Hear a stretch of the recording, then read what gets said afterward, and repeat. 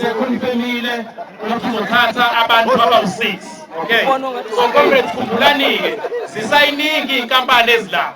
So uma bekuthiwa njengoba iy'nkampani mhlawumbe ziwu-100 bese ngale nkampani eziwu-100 bantu bazothatha 10 kuyobe yisipani esikhulu leso.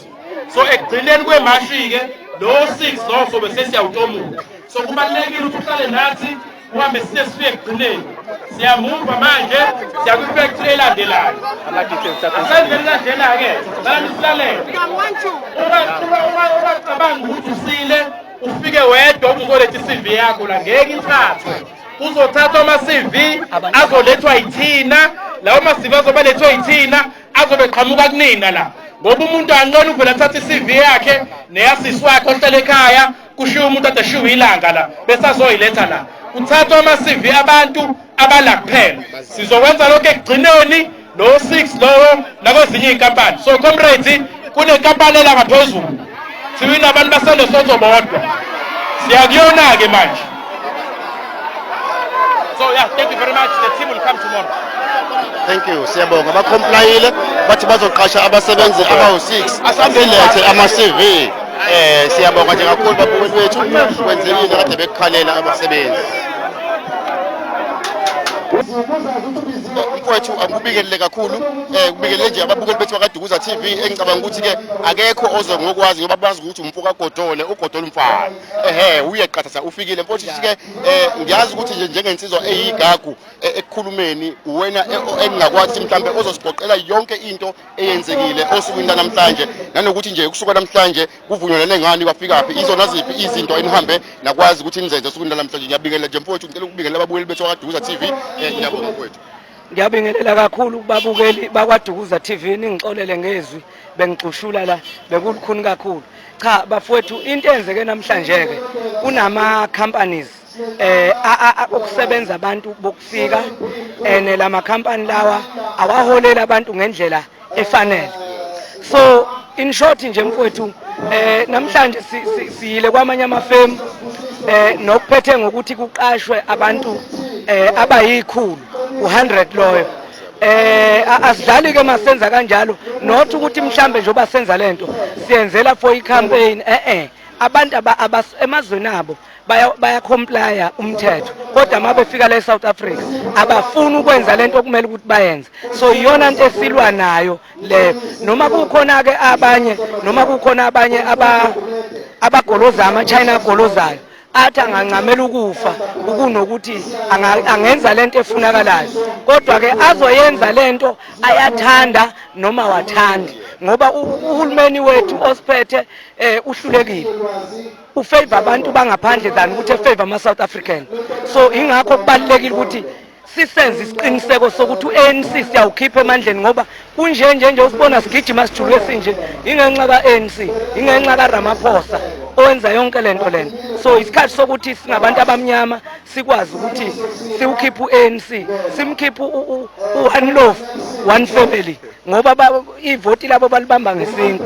So njengamanje ke mfowethu sesiugoqile umcimbi namhlanje kodwa thina sisazosala la uqinisekisa ukuthi labantu abaqashiwe bayaqhubeka bayangena emsebenzini.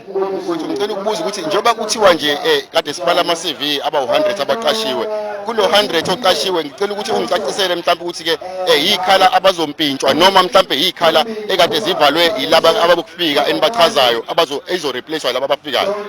Ikhala lezi zabantu abawu100 kuzokhishwa abantu bokufika kufakwa abantu base-South Africa wonke lo 100 sikhipha abantu bangaphandle sifaka abantu bala eSouth Africa ngoba kufuneka kuthiwe South African comes first.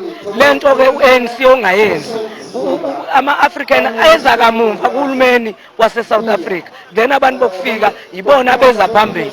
Yilokho nje mfowethu engakubani. Siyabonga kakhulu mfowethu ukuchaza khona ke babukeli bethu bakaDukuza TV ukuthi ke njoba kuzongena abasebenzi abawu100 kukhona ababekhona abathathe noma abangathi nje mhlawumbe occupy ikhala zabantu base-South Africa abanama-document ekumele ngabe ibona abasebenzayo okuyinto ke ebuhlungu kakhulu babukeli bethu bakaDukuza TV. Mhlawumbe ke mfowethu ke ey'ntweni ey'ningi ikuphi la mhlawumbe enihambe nanenkinga khona ngoba siyazi ukuthi ke akusibo bonke abazovuma kulesi sicelo senu enifike naso ngoba siyazi nikhala ngamaholo mhlawumbe engifisa ukuthi mawungakhuluma nje ukuthi iholo ngokuzwa kwenu kuthiwa into engakanani ngesonto la eMandeni. Mfowethu bayachashazwa abantu bayachashazwa khona enye ikhampani esifike kiyo kwathiwa baholela u500 kwenye ikhampani baholela u400 ngesonto. So mfowethu uzibuzeke wena ukuthi kulesimo somnotho esinjena abantu benza kanjani ngalokho hola u400 ngeviki. So ukuxhaphazwa kwabantu bakithi lokho.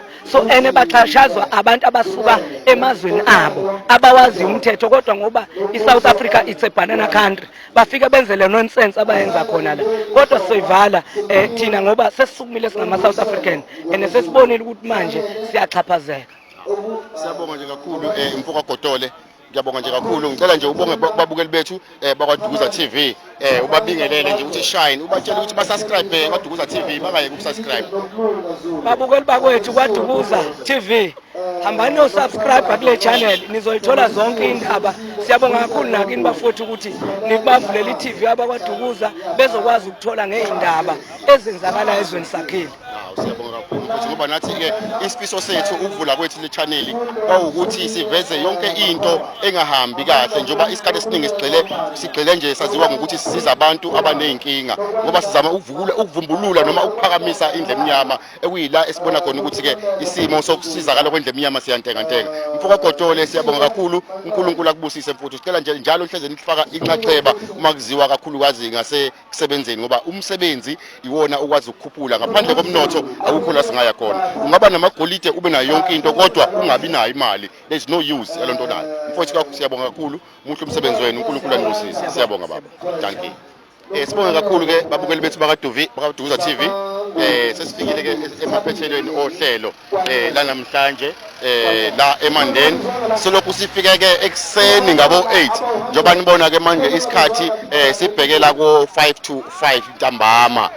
Lokhu sibambile ekseni namanje akaphunya ngoba la sikhona engathi uthi kunobaba owumnomzane ona le fame yangaphakathi oyishayina othi kungase kufa umuntu bakade nimuzwa nje Mfoka Gotole chaza ngeke aze avumele umuntu lapha ngaphakathi. So ke ngicabanga ukuthi ke njengoba kade bechaza laphana ke noma abakhona lana abasebenzi bona sekuvumelekile ukuthi bangahamba kusale kuphela laba abaqashiwe abaphathi ke bakhona kwalakho ukuze kukwazi ukuthi ke kugcinwe kukhuleke naleli China ngoba ngokuchaza kwabo bathi iChina malikhuluma kanje kufanele maliboshwe ngoba nanka namaphoyisa akhona ahlome ayizingovolo asikho uhlobo lesibhamu angaliphethe embukeli wethu ngoba khona ngisho abagaxe ama bulletproof and lokhu ama SP12 ekuyinto engajwayelekile ukuthi uyibone ebonakala makukhona isimo esingahambi kahle sichacha khona ukuthi ke ayikho into engaphuma esandleni ngendlela ezokuphepha eziyona. Bacelile ke nabo khona ke abaphathi belakho ukuthi ke bacela ukuthi amaphoyisa abe khona nabo ngoba abazohamba la efemini lingakaqhamuki iChina ngoba bafuna ukuthi ke liboshwe ngoba abakwazanga ukuthi ke lithathe ikhalazo noma inkulumo kade befuna ukuyithuma kulona iChina elumnikazi ke walo ifem kule esikuyona esigcine singayitholanga negama ukuthi iyipi kodwa nje eMandeni kaSithebe. Sibonga kakhulu babukeli bethu ngoba kuthiwa le fem ke yakha izingubo. Sibonga nje kakhulu babukeli bethu bakaDukuza TV. Sazobuya silokhu si-updateana.